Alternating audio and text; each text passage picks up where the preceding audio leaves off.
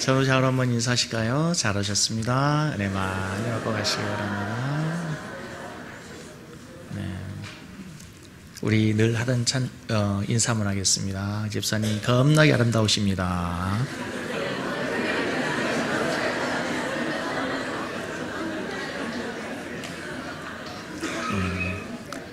다시 인사하겠습니다. 집사님이 아름다우신 것은 옆에 제가 있기 때문입니다.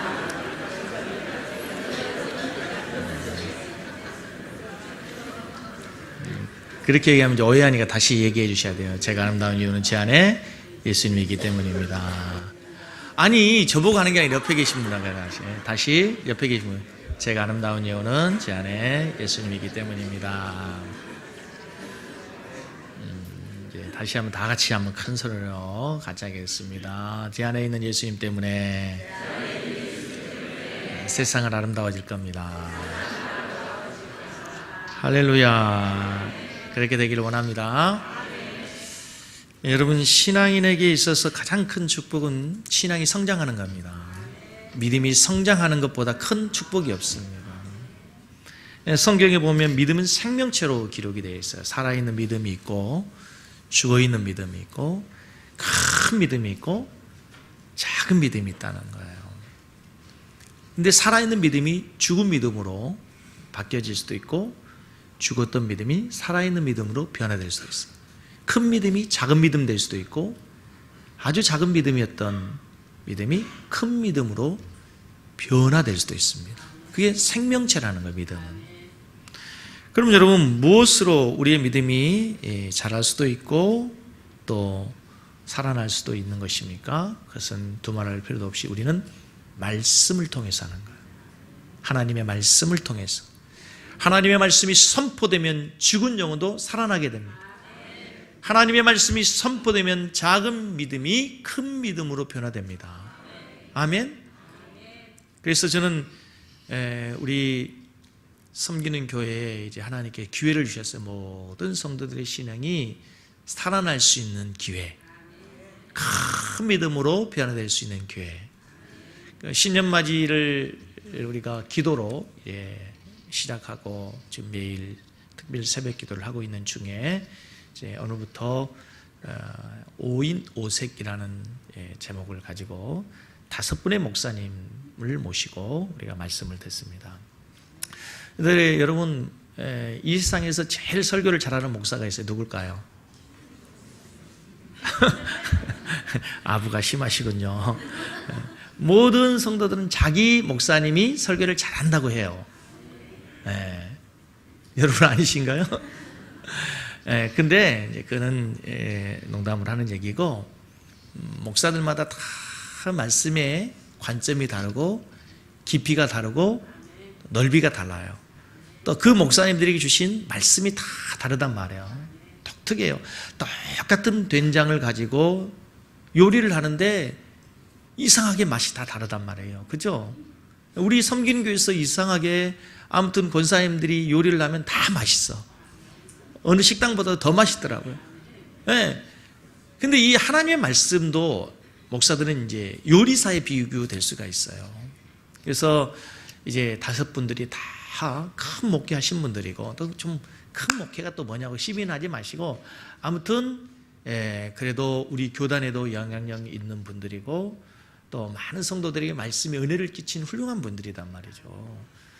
쉽게 모실 수 있는 분들도 아니고, 그래서 저는 여러분 모두가 다 마음의 문을 열고 주의 말씀을 사모하는 그런 시간들이 되기를 바랍니다. 준비할 것은 딱 한 가지, 빈 마음으로만 오시면 돼요. 헌금 안 해요. 헌금 안 하시니까.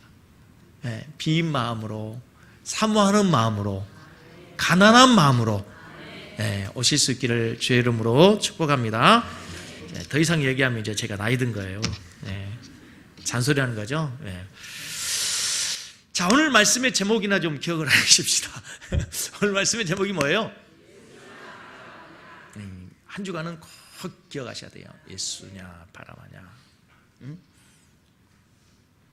예수냐 바라바냐. 이 제목 하나만이라도 여러분의 생각 속에 깊이 박혀 있기를 원합니다. 우리의 인생은 선택과 그 결과로 이어져 갑니다. 오늘의 나는 과거에 내가 선택한 결과입니다. 옆에 있는 그 왼수가 왜 거기 옆에 있어요? 과거에 내가 선택했기 때문에 선택의 결과예요. 여러분 왜 지금 안산에 살아요? 여러분이 안산이라고 하는 지역에 살기로 선택했기 때문에 그래요. 많은 경우에 우리 인생 스스로 선택할 수 없는 것들이 많죠. 예를 들면 부모 선택할 수 없습니다. 성별, 남자, 여자 선택할 수 없습니다. 또 내가 나라를 선택할 수 없죠. 내 외모, 나의 키, 나의 얼굴 내가 선택할 수 없어요. 내가 출생하면서부터 이미 결정지어진 많은 것들이 있지만 그러나 그런 것들보다도 우리 인생에 더 많은 영향을 미치는 것들은 태어난 이후에 내가 선택하는 것들이에요. 의식주의 문제, 진학의 문제, 취업의 문제, 결혼의 문제. 여러분 심지어는 어떤 면에서는 신앙의 문제조차도 우리가 선택할 수 있는 것들이 참 많습니다. 어느 교회를 선택할 것인가? 어느 목사님 말씀을 듣고 내가 신앙생활 할 것이냐에 따라서 우리의 신앙의 스타일이 전혀 달라질 수 있단 말이죠. 물론 우리들이 선택한 것들 가운데 하나님의 섭리의 손길이 있는 것도 많지만 적어도 우리 인간의 관점에서 보면 분명 선택의 문제인 것들이 많습니다. 우리가 이런 문제들 속에 어떤 선택을 하느냐 얼마든지 우리 인생이 달라질 수 있다는 거예요. 그러므로 우리는 매일매일 매 순간마다 선택을 잘 해야 되는데 이 선택은 힘들고 어렵고 중요한 게 뭐냐면 반드시 뭐가 오느냐 결과가 있고 책임이 따라와요.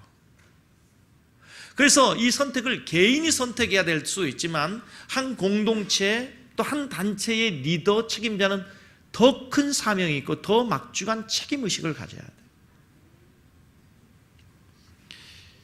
박정희 대통령께서 오래전 우리나라 국군을 월남에 파병할 것이냐 말 것이냐를 놓고 결정할 때 너무 큰 고민을 했다는 거예요.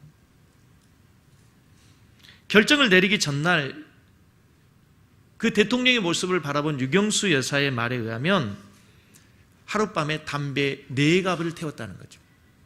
엄청난 고민을 한 거예요. 파병하면 아까운 우리의 젊은이들이 남의 나라에 가서 피를 흘리며 죽게 됩니다. 전쟁터로 가는 우리의 자녀들이, 우리의 군인들이, 우리의 생떼 같은 자식들이 어떻게 될지 알 수 없는 거예요.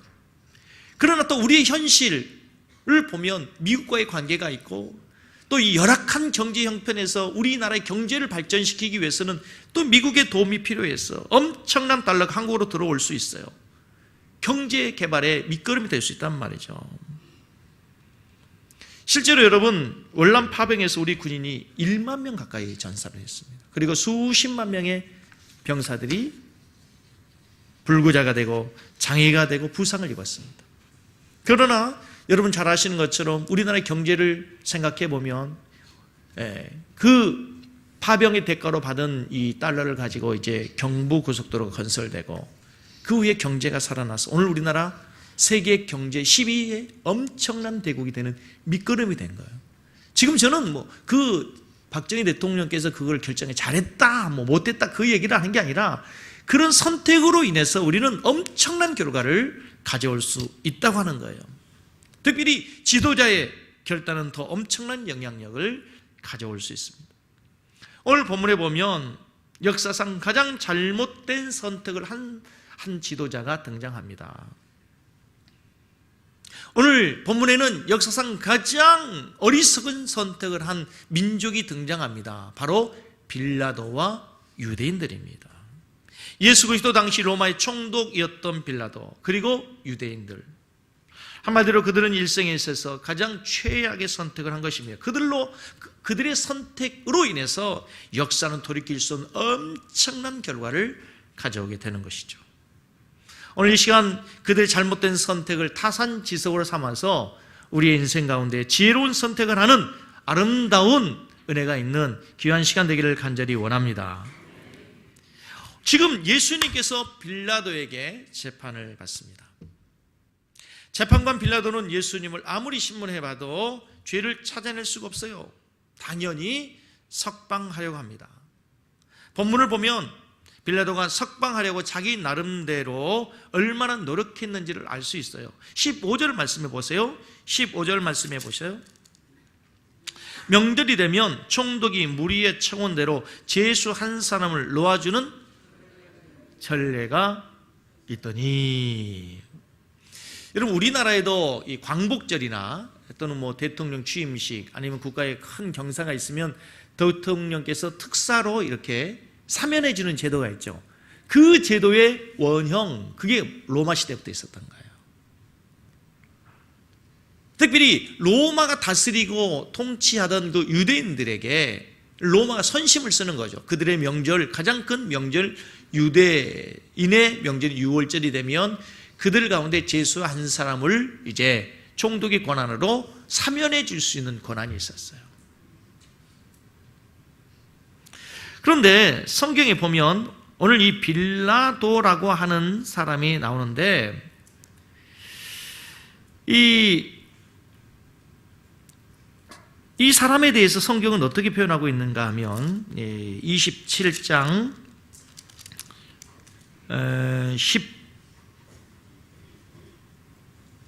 16절을 보면 그때에 이 바라바라고 하는 사람이 어떤 사람이었어요? 유명한 죄수였어요. 유명한 죄수. 당시 유대인들은 이 바라바가 얼마나 큰 죄를 지었는지 모두가 다 알 만큼 엄청난 죄면 뭘까요? 반역죄인 거죠, 반역죄. 정치적인 선동을 했던 엄청난 죄를 지었던 사람이에요. 빌라도가 지금 예수님을 석방하려 하다가 악한 죄수 가운데, 악하기로 유명한 죄수 바라바를 내어놓으면서 내가 너희들 가운데 너희들에게 둘 중에 누구를 내어주기를 원하냐라고 물었던 이유, 그 바라바의 속 의도는 어떤 것일까요? 유대인들은 감히 그 엄청난 죄를 범했던 유명한 죄수 바라바를 요구하는 것이 아니라 예수를 요구할 거라고 생각하고 예상한 거예요. 그래서 둘 중에 누구를 원하냐라고 했더니 20절 말씀해 보세요. 20절 말씀 보니까 대제사장들과 장로들이 무리를 권하여 선동했죠. 바라바를 달라 하게 하고 예수를 죽이게 하자 하였더니, 그런 거죠. 그래서 다시 21절 말씀에 총독이 대답하여 이르되 둘 중에 누구를 너에게 놓아주기를 원하느냐? 그랬더니 이르되 누구로소이다? 바라바를 우리에게 주십시오. 자, 여러분, 빌라도가 재차 왜 그들에게 너희들에게 누구를 놓아주기를 원하냐고 물었을까요? 아직 지금 빌라도는 자신이 어떤 선택을 해야 될지 결정을 못했기 때문일 거예요. 그러나 그의 마음에 더 중요한 이유가 있어요. 그게 18절이에요. 18절. 18절을 보세요. 27장 18절 같이 읽습니다. 이는 그가 그들의 시기로, 여기서 이는 그가라는 것은 누굴까요? 빌라도가 볼 때 그들의 시기라는, 유대인들의 시기로 예수를 넘겨준 줄 알았어요. 그가. 빌라도는 예수를, 그들이 고소한 이유를, 유대인들이 고소한 이유를 시기심에 의해서 자기들의 기득권자들인 대제사장, 바리새인, 서기관들, 유대인의 지도자들이 시기심으로 예수를 넘겨준 줄 알고 있어요. 다시 말하면 예수가 죄 없다는 것을 알고 있었다는 거예요. 그래서 죄 없는 예수에게 벌을 내리려니 양심이 허락하지 않죠. 그런데 중요한 것은 빌라도의 정치적인 상황이 기록에 의하면 굉장히 유대인들의 리더십을 발휘하기에, 그리고 로마 총독으로 임명됐지만 로마 정부에게도 정치적인 기반이 굉장히 약했다는 거예요. 그래서 민심을 사야 되는데 이제 민심에 수많은 사람들이 예수를 요구하고 있으니, 아니 바라바를 요구하고 있고 예수를 못 박으라고 시기심으로 있지만 아무튼 예수를 십자가에 처형하라고 요구하는 그 소리를 듣지 않을 수도 없는 엄청난 선택의 기로에 있었던 거예요.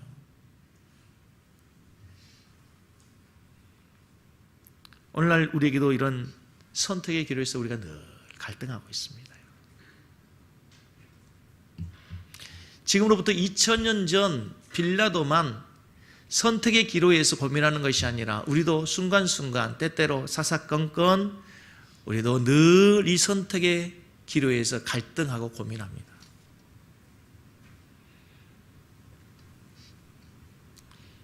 양심의 소리를 들을 것이냐, 아니면 내 육체의 욕망과 현실의 소리를 들을 것이냐. 그렇죠? 나의 욕심, 나의 야망, 나의 출세를 위해서는 군중의 소리를 들어야 하지만, 그러나 자기 내면에 있는 바른 양심의 소리, 신앙의 소리를 들으려 하면 늘 현실과 충돌하고 그 가운데서 갈등하는 것이 빌라도의 모습뿐만 아니라 우리의 모습과도 동일하다는 거예요. 정의를 따를 것이냐, 아니면 불의를 행할 것이냐, 양심을 따를 것이냐, 정치적인 기만을 따를 것이냐, 진리를 따를 것이냐, 아니면 다수의 요구, 군중들의 소리를 따를 것이냐, 내면의 확신인 양심의 소리를 따를 것이냐, 아니면 군중들이 선동하는 선동의 소리를 따를 것이냐, 내 내면에서 들려지는 하나님의 음성을 들을 것이냐, 아니면 밖에서 들려오는 유혹의 소리, 세상의 쾌락의 소리를 들을 것이냐. 늘 우리가 갈등하는 거예요. 예수냐 바라바냐, 이 사이에서 우리가 갈등한단 말이에요. 당시에 유대인들에게 던져진 질문뿐만 아니라, 빌라도가 고민했던 질문뿐만 아니라 우리에게도 날마다 이 상황 속에서 우리가 갈등한단 말이죠. 그렇지 않습니까, 여러분?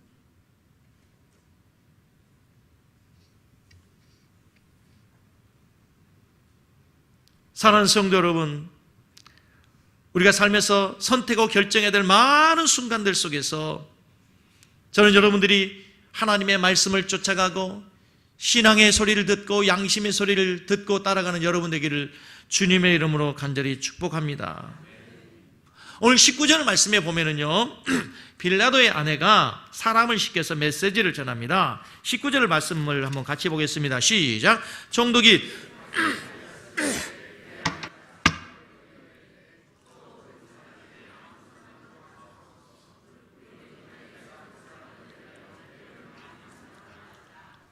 재판하려고 하는데 갑자기 신하 한 사람이 와서 소식을 전합니다. 총독의 아내가 어젯밤에 꿈을 꿨는데 그 사람에게, 저 옳은 사람에게 아무 상관하지 마십시오, 함부로 재판하지 말라는 얘기죠. 꿈의 내가 그 사람을 인하여 애를 많이 태웠습니다. 기록에 의하면 이 빌라도의 아내는 이방인이었지만 유대인으로 개종했던 사람이다, 이렇게 전해지고 있어요. 아무튼 그에게 꿈에 하나님께서 나타나서 말씀하셨는지, 아니면 그가 이미 예수가 메시아라는 사실을 알고 있었기 때문에 예수가 그렇게 고난당하는 것에 대해서 심적으로 엄청난 부담을 갖고 있었기 때문에 꿈에 나타났는지는 알 수 없지만, 꿈에 나타나서 예수가 죄 없는 사람이라는 것, 옳은 사람이라는 것을 알았던 거예요.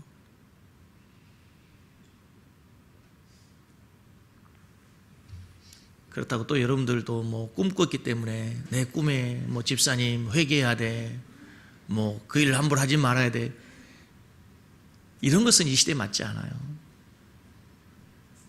꿈은 뭐 여러 가지로 분석이 가능해요. 첫째는 뭐 심리적인 어떤 그런 압박이나 심리적인 스트레스, 심리적인 어떤 영향으로 꿈을 꿀 수도 있습니다, 실제로. 그죠? 아니면 잠을 많이 자고 깊이 자다 보니까 개꿈일 수가 있어요, 개꿈일 수가. 근데 여러분, 진짜 지금도 하나님께서는 꿈으로도 우리에게 말씀할 수 있습니다. 근데 그 꿈은 달라요. 개꿈과는 달라요. 개꿈은 그냥 내가 무슨 꿈을 꿨지 금방 잊어먹는데, 이 진짜 하나님께서 우리에게 말씀하시는 꿈은, 근데 맨날 모든 것 꿈으로 하나님께 말씀하신다, 그것도 문제 있어요. 하나님은 그렇게 하지 않아요. 아무튼 그러나 참 빌라도에게 그나마 다행인 게요, 이 아내가 영적으로 깨어있는 여인이었고 영적인 음성을 들을 수 있었다는 거예요. 여기 있는 사랑하는 아내들이 여러분이 영적으로 깨어있기를 바랍니다. 할렐루야. 사랑하는 아내들이 현숙한 여리로, 믿음의 여인으로 영적으로 날마다 주님과 교제하는 가운데 주의 음성을 듣고 바른 말을 할 수 있기를 축복합니다. 남편이 잘못된 선택, 잘못된 길을 갈 때 깨어 있어야 되죠. 부부가 함께 한 마음으로 가는 것이 아니라 이것은 하나님 뜻이 아니라고 단호하게 얘기할 수 있는. 근데 이제 문제는요, 저도 고민이 뭐냐면 이게 과연 이 아내의 소리가 베드로에게 들렸던 닭울음 소리냐 아니면 바가지 소리냐. 좀 더 리얼하게 표현하면 이게 도대체 닭울음 소리냐 개소리냐, 이게 참 힘들어요. 어? 이걸 들어야 되냐 말아야 되냐 갈등이 참 많단 말이죠. 근데 여러분 보세요, 성경에 나와 있잖아요. 아내 말을 잘 들어라. 여기 나와 있는 거예요. 아내 말을 잘 들어라. 남편들이요, 아내 말을 잘 들으시기 바랍니다. 이걸 그렇게 뭐 적용될 수는 없지만 우리에게 중요한 교훈이 아내들에게 깨어 있어야 된다. 깨어 있어야 돼요. 다행스러운 것은. 그런데 이 아내의 진심 어린 충고, 바른 충고도 빌라도는 듣지 못했어요. 이게 두 번째 또 비극이에요. 바른 선택을 할 수 있는 중요한 기회가 있었음에도 불구하고 이 빌라도는 또 놓치고 말았단 말이죠. 그러나 여러분 보십시오. 이제 22절과 23절에 보니까요, 22절과 23절에 보니까 빌라도가 이르되 그러면 그리스도라는 예수를 내가 어떻게 하랴. 그들이 다 이르되 십자가에 못 박아야겠나이다. 빌라도가 이르되 어찌 미냐, 무슨 악한 일을 하느냐. 그들이 더욱 소리 질러 이르되 십자가에 못 박아야겠나이다. 이 군중들은 그냥 군중의 심리는 그래요. 뭐 전후 사정, 어떤 뭐 이성, 논리 이런 거 없어요. 그냥 무조건 한 번 소리 지르면 끝까지 그냥 소리 지른단 말이죠. 그래서 24절에 보니까 빌라도가 아무 상관없이 도리어 밀란이 나려는 것, 군중의 이 소요가 일어날까 봐 이제 하는 수 없이 26절에 비겁한 결론을 내려요. 그 26절을 보세요. 이에 바라마는 그들에게 놓아주고, 바라마는 그들에게 놓아주고, 예수는 채찍질하고 십자가에 못 박히게 어떻게 해요? 넘겨준 거예요. 비양심적인 선택, 비양심적인 선택, 비겁한 선택을 하고 마는 거죠. 군중의 소리에 자기의 양심을 버린 거예요.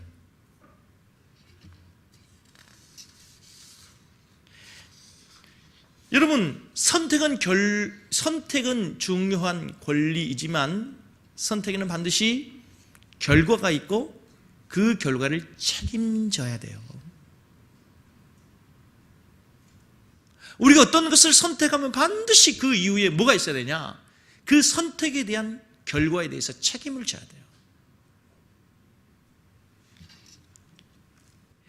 24절 말씀을 보면은요, 빌라도가 아무 상관없이 도리어 밀란이 나는 것을 보고 물을 가져다가 무리 앞에서 손을 씻으며 이르되 이 사람의 피에 대하여 나는 무죄하니 너희가 당하라.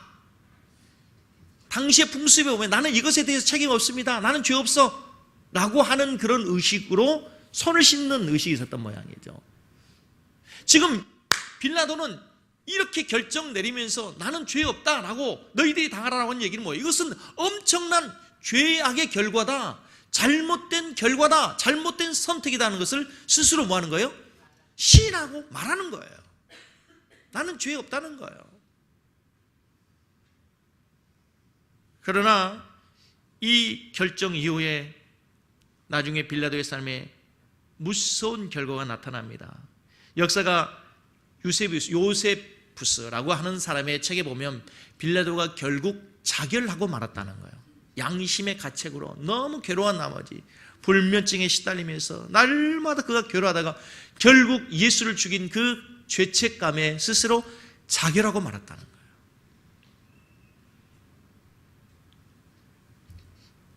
돌이켜보면 정말 안타까운 일이죠. 그런 양심의 소리를 들었어야 돼요. 그리고 아내의 소리를 들었어야 돼요.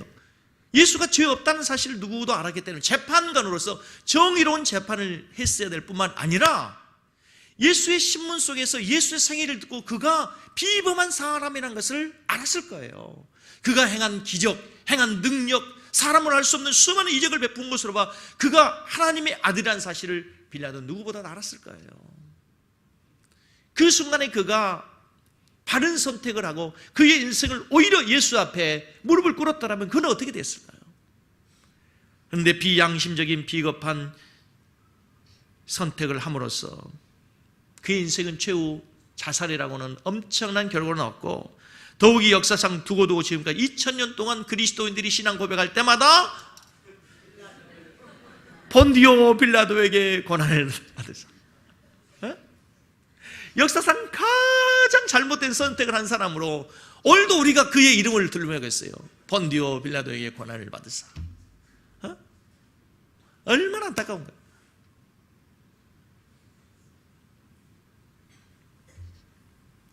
뿐만 아니고 바라바를 달라고 소리쳤던 유대인들의 결과는 어떻게 됩니까? 25절 말씀해 보세요. 그들이 백성이 다 대답하여 이르되 그 피를 우리와 우리 자손에게 돌릴지어다.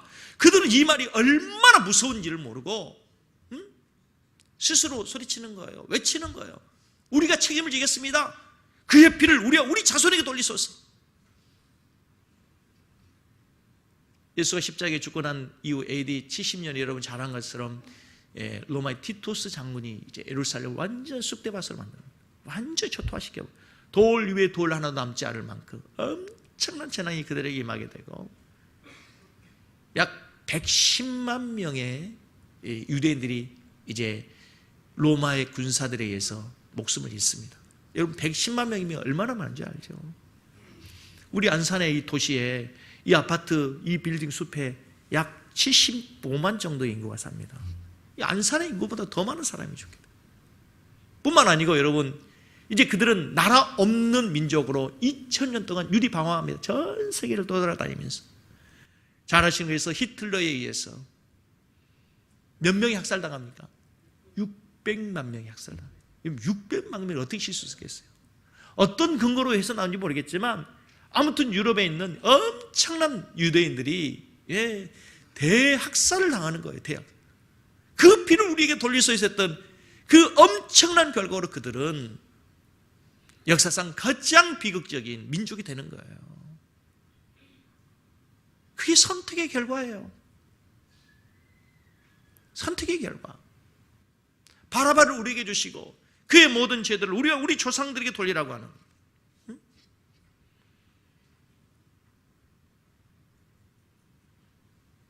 그들이 2000년 동안 방황하다가 이스라엘 나라는 회복하죠. 그리고 지금도 그 땅은 어떻습니까? 끊임없는 계속된 분쟁, 세계 최고의 극도로 긴장된, 어쩜 우리보다도 훨씬 한반도보다 긴장된 세계 최고의 화약고가 바로 팔레스타인 지역이 되고 만 거예요, 여러분. 그렇습니다, 여러분. 선택은 반드시 책임이 그리고 결과가 주어지게 되어 있어요, 여러분. 미국의 루스벨트 대통령이 그런 유명한 말씀을 하셨더라고요. 가장 좋은 선택은 최상의 것을 선택하는 것이다. 나쁜 선택은 좋지 않은 것을 선택하는 것인데, 가장 최악의 선택이 뭐냐? 아무것도 선택하지 않는 거예요. 아무것도 선택하지 않고 아무것도 선택하지 않는 것, 그것이 가장 나쁜 선택이라는 거예요. 특별히 여러분, 우리들이 정치에 대해서 투표할 때 나는 정치인들이 다 똑같아, 뭐 여당도 싫고 야당도 싫고, 나는 보수도 아니고 진보도 아니고, 나는 투표는 그냥 하지 않을 거야, 선택하지 않잖아요. 결과는 누구에게 오는 거예요? 우리에게 오는 거예요. 여러분, 민주주의의 최고의 특권은 투표입니다. 선거입니다. 선거를 통해 내 표를 행사함으로 내가 국가도 바꿀 수 있고요, 정부도 바꿀 수 있고요, 우리들이 그렇게 요구하는, 우리들이 그렇게 욕하고 손가락질하는 국회의원을 바꿀 수 있는 권리를 누구에게 주냐? 우리에게 준 거예요. 우리 청년들 잘 들어야 됩니다. 청년들이 뭐 헬조선이다, 한국이다 그래가지고 뭐 떠난다 그러고, 이 나라가 지옥 같다고 싫다고 그래. 그런데 투표율이 가장 낮은 연령층이 누굽니까? 가장 투표율이 낮은 게 20대예요. 20대. 우리하고 상관없다는 거죠. 그 결과를 누가 그대로 갖는 거예요? 자기들이 받는 거예요. 자기들이. 그 선택을 자기들이 할 수 있는 권한을 준 거예요. 선거를 통해서, 투표를 통해서. 보수냐, 진보냐, 중도냐, 야당이냐, 여당이냐, 그 문제가 아니에요. 여러분들이 원하는 투표를 정확하게 함으로써 여러분들이 이 나라를 결정하는 거예요. 4월 이제 그때 되면 어려워서 얘기 못하냐. 지금 하는 거예요. 4월 총선이 있잖아요. 여러분 투표하셔야 돼요. 투표하셔야 돼. 아무것도 하지 않는 게 가장 최악의 선택이에요. 난 아무것도 하기 싫다. 아무것도 할 사람이 없다. 아니, 그래도 해야 돼요. 그래도 해야 돼요.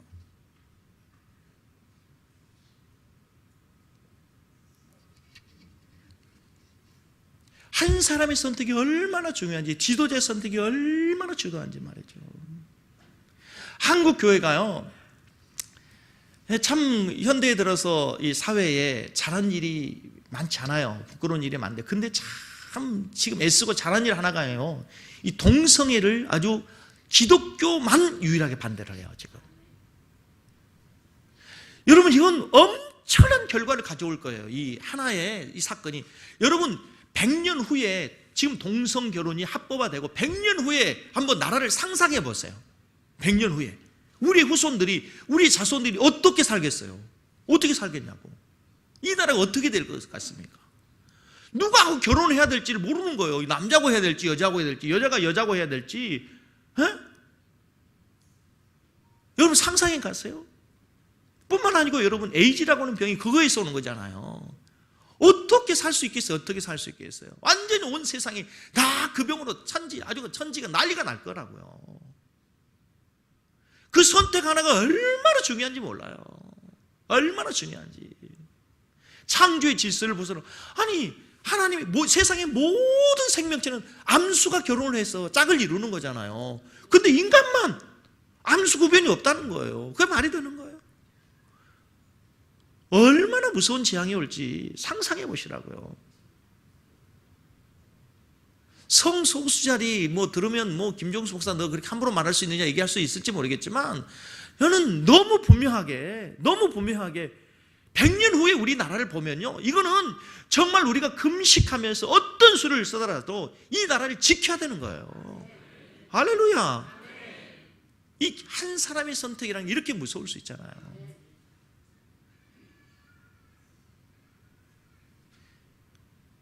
서울시장이 그거를 선택함으로써 이 나라가 얼마나 어지럽게 되냔 말이죠. 얼마나 무서운 결과를 가져오냔 말이에요. 그 자리가 얼마나 중요한 자리입니까, 여러분? 저는 그분에 대해 잘 모르지만,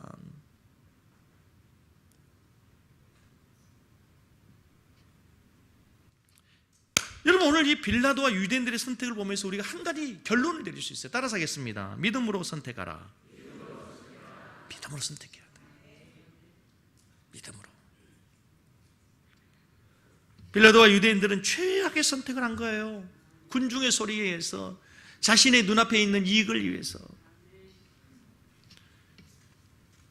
믿음의 선택을 몇 가지 생각해 보면요, 따라서 하겠습니다. 세상보다 예수를 선택하라. 우리의 믿음의 세계에서 가장 첫 번째 갈등이 과연 세상이냐 예수냐예요. 그러나 이것은요, 다른 말로 하면 영원이냐 영원한 멸망이냐예요. 영생이냐 영원한 사망이냐. 예수를 선택하느냐, 이 문제는 단순한 선택의 문제가 아니에요. 여러분 잘 아시는 요한복음 14장 6절, 내가 곧 길이요 진리요 생명이니 나로 말미암지 않고는 누구도 아버지께로 올 자가 없다. 예수 아니면 아버지께로 갈 수 있는 길이 없어요. 그 예수를 선택하는 순간요, 영원한 생명으로, 영원한 사명으로 완전히 나눠지는 거예요. 백두산 천지에서 이렇게 물이 내려오면서 양쪽으로 나눠진다 그러죠. 한쪽으로 내려오는 물은 두만강을 거쳐서 동해로 가고, 또 한쪽으로 내려오는 물은 압록강을 거쳐서 서해로 가는 거예요. 똑같은 백두산에 내려온 물이 순간에 나눠지면서 동해와 산으로 나눠지는 거예요. 우리가 이 땅을 살면서 예수를 선택하는 순간 영생, 영원한 사망으로, 천국과 지옥으로 나눠지는 거예요. 이거 우리 선택의 문제가 아니에요.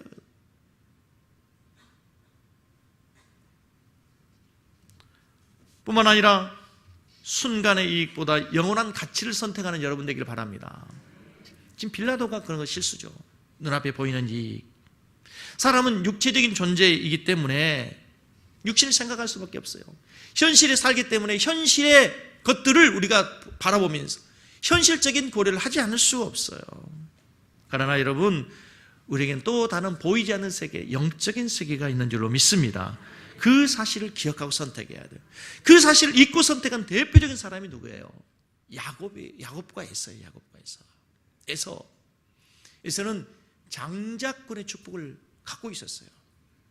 근데 순간의 배고픔, 순간의 팥죽 한 그릇에 유혹을 이기지 못하고 그 팥죽을 팔아버렸어요.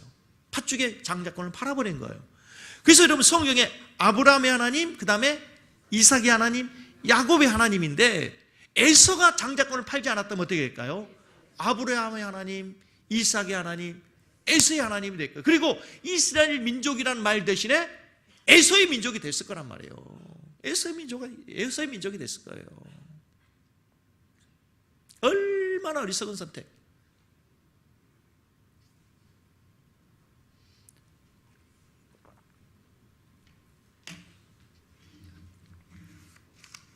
지난주 창세기를 읽다가 창세기 13장에 아브라함과 롯의 이야기가 나오잖아요. 아브라함의 재산이 늘어가고 롯의 재산이 넘어가자, 이제 불어나자 두 종들이 서로 다툰 걸 보고 이제 분가하자 했어요.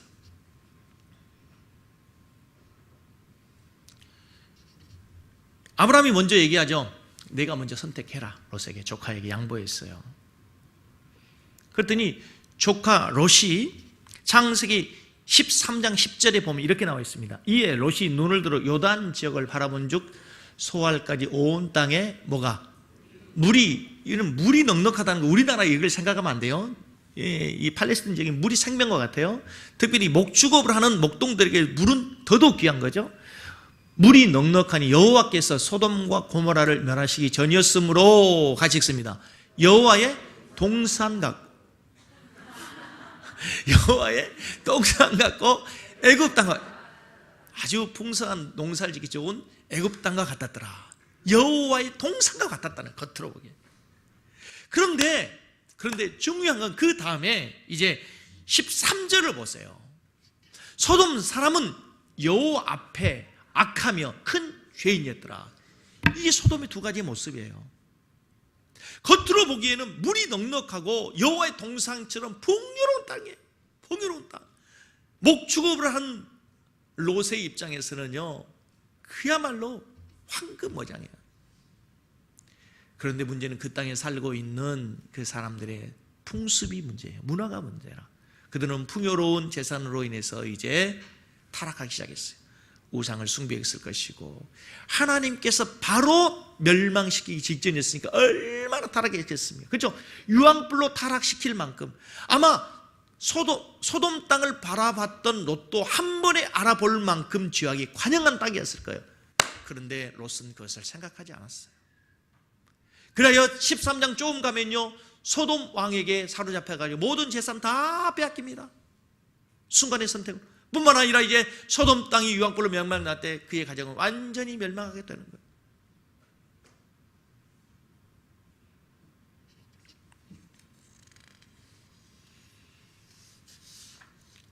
본문에 아무리 봐도 롯이 그 땅을 선택하기 전에 고민했다는 기록이 없어요. 하나님께 기도했더라, 하나님께 여쭙더라, 아브라함과 사귀했더라, 믿음의 선배인 아브라함에게 의논했더라, 이런 얘기가 없어요. 눈에 보이니까 여호와의 동산 같고 애굽 땅과 같았더라, 생각할 필요도 없는 거죠.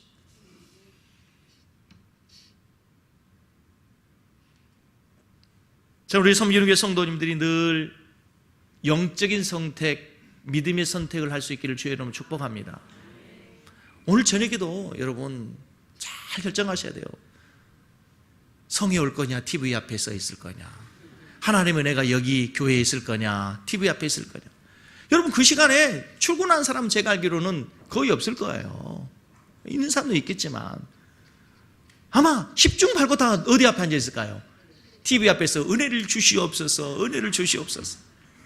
TV는 나의 목자시니 내가 부족함이 없으리로다. 선택하셔야 돼요.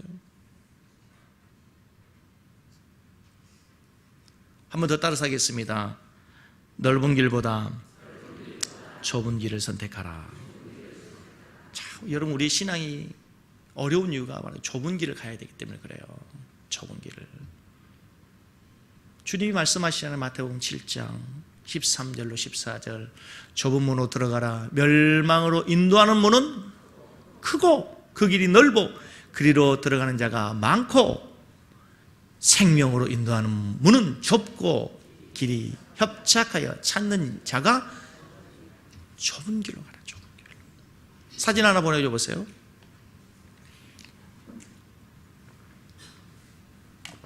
이게 저희 모교 총신대학 신학대학원 들어간 입구, 교문 입구에 서 있는 큰 두 개의 도래입니다. 처음에 저게 세워질 때 학생들이 도대체 저게 뭐야? 옆쪽에 뭐예요, 저게? 큰 열린 문.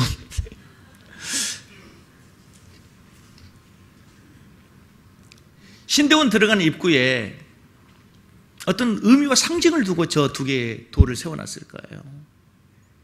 앞으로 목회의 길 가는 너희들이 가야 될 길이다. 너희들이 가는 길은 좁은 문이다. 좁은 문. 너희들이 가는 길은 저 좁은 길을 통과하는 것이다. 우리의 신앙의 길이 저 좁은 길로 가는 거예요. 넓은 길로 가고 싶어요. 다 편안한 길로 가고 싶어요. 신앙의 길은 좁은 길을 가는 거예요. 어려워요. 그러나 성경 말씀하잖아요. 생명의 길이에요. 그게. 할렐루야. 할렐루야. 한 가지 예화를 들어 마치겠습니다. 성경 외에도 많은 믿음의 결단을 하고 오늘날까지 우리에게 감동을 주는 수많은 사람들이 있는 가운데 프랑스의 화가 밀레의 이야기를 할 겁니다. 그 밀레라고 하는 사람은 누드 화가였어요. 여인의 나신의 몸을 그림으로 그려서 팔아서 생계를 유지하는 저급한 화가였어요. 그런데 충격적인 사건이 있죠. 자기가 화가로서 이제 그림을 그려서 이게 전시했는데 젊은이들이 그 그림을 보면서 음담패설을 하는 소리를 듣고 깜짝 놀란 거예요. 그래도 예술가의 자존심을 가지고 그림을 그렸는데 그걸 보고 음담패설하는 그들을 보면서 내가 더 이상 이런 그림을 그릴 수는 없다. 그러고 나서 결단해요. 이제 고민 끝에 누드 화가를 포기하기로. 그리고 이제 사람들의 마음을 순화시키고 하나님께 영광을 돌리는 그림을 그려야 되겠다. 그런데 그 선택이 결국은 뭐냐면 자기의 직업, 자기의 생계를 포기한다는 거예요.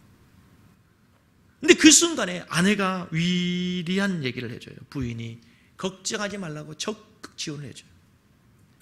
이런 여인이 되기를 주의 이름으로 축복합니다. 아무튼 아내들이 바가지를 긁지 말고 그런 믿음의 결단을 했을 때 아내가 힘을 주는 거예요.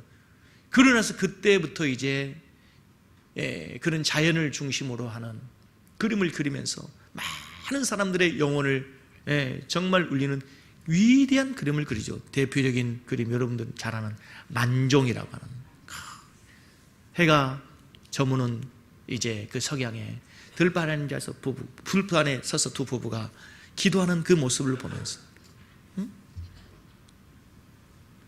믿음의 결단을 통해서 그가 그런 위대한 화가가 될 수 있는 거예요. 믿음의 결단을 통해서 우리 성도들이 위대한 믿음의 영웅이 되는 줄로 믿습니다. 말씀의 결론을 냈습니다. 여러분, 오늘 나는 어제의 선택의 결과입니다. 오늘 내 모습이 만족스럽지 못한다면 과거에 내가 잘못 선택을 하는 것이고 오늘 내가 만족스럽다면 좋은 선택을 한 것이에요. 그러나 또 한 가지 기억해야 돼요. 오늘 내가 선택한 것이 미래의 나의 모습을 결정하는 거예요. 응? 오늘 나의 선택이 예수냐 바라바냐 이 싸움, 이 갈등에서 내가 어떤 선택을 하느냐에 따라 내 10년, 20년에 나의 모습이 달라지는 거예요. 이 선택의 기로에서 아무쪼록 늘 최선의 선택으로 최상의 것을 선택하여 여러분의 미래가 주님 안에서 복된 길이 되기를 주님의 이름으로 간절히 축복합니다. 기도하겠습니다.